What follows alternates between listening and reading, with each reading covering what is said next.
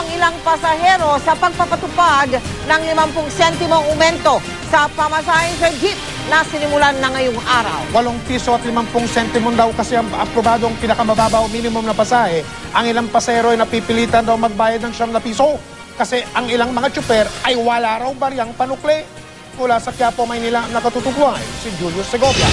Julius. Mel, Mike, ang kakapusan daw sa barya ang naging problema kaya marami nga sa mga pasahero ang nagreklamo sa unang araw ng pagpapatupad ng 50 centavos provisional fare increase sa jeep. Dapat may naka-ready silang barya, di ba? Para makuha nila yung hinihingi nila. Magdagdag central bank ng tig-25, kakapusin mga jeepney driver. Siya nga, di nasupply ng 50. Yan ang sentimiento ng mga pasahero sa isang terminal ng jeep kaninang umaga. Simula ngayong araw, 8.50 na ang minimum na pasahe sa jeep sa Metro Manila at 8 pang rehiyon. Pero ang 8.50 na pasahe, nagiging 9 na piso raw dahil kapos sa panukli ang mga driver. Kaya ang mga pasahero naman ang naghihimutok. Pero idinadaing din ng mga tsuper na kulang pa ang 50 sentimong taas pasahe. May mga nakahanda ba barya kayo? Ay, hindi ako nakahanda eh. Kasi biglaan naman yung kanila kagabi na ngayong araw ang implement nila na mag minimum 850 na. Maganda, babaan na lang nila, bawasan nila sa krudo.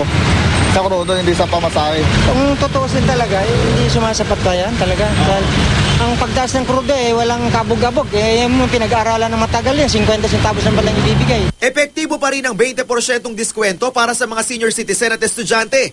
Kaya papatak na 6 pesos and 80 centavos ang minimum na pasahe nila. Pero 7 pesos ang sinisingil ng ilang tsuper. Bibihira po yun eh.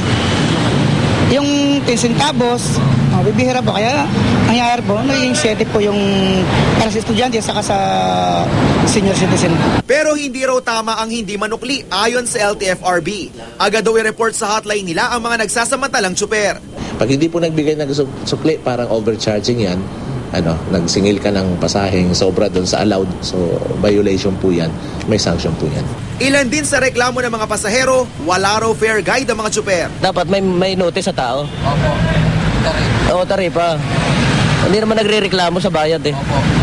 Kailangan malaman lang. Magdadagdag sila ngayong araw to, wala pa yung order nila na papel. Dapat meron na sila noon, bago sila magdagdag ngayon. Dahil provisional increase lang naman ay pinatupad ng LTFRB, hindi na raw kailangan pang maglagay ng tinatawag na fare matrix o tarima.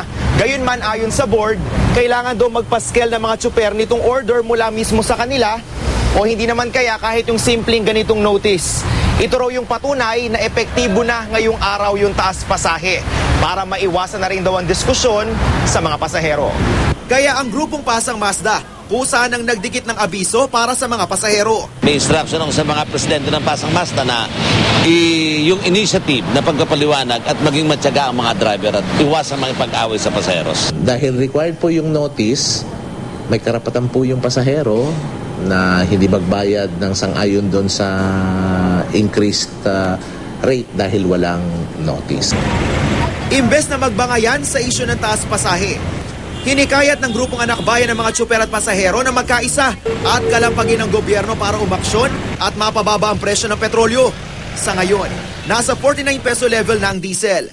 Kung pagbabatayan ng unang 2 araw ng trading week sa world market, ayon sa sources sa oil industry, mukhang nagbabadya na namang magka-OPH sa susunod na linggo. Yung nakuha naman namin 50 centavos ngayon ay hindi naman to pupunta sa bulsa namin at sa pamilya namin. Ito'y pupunta rin sa oil company.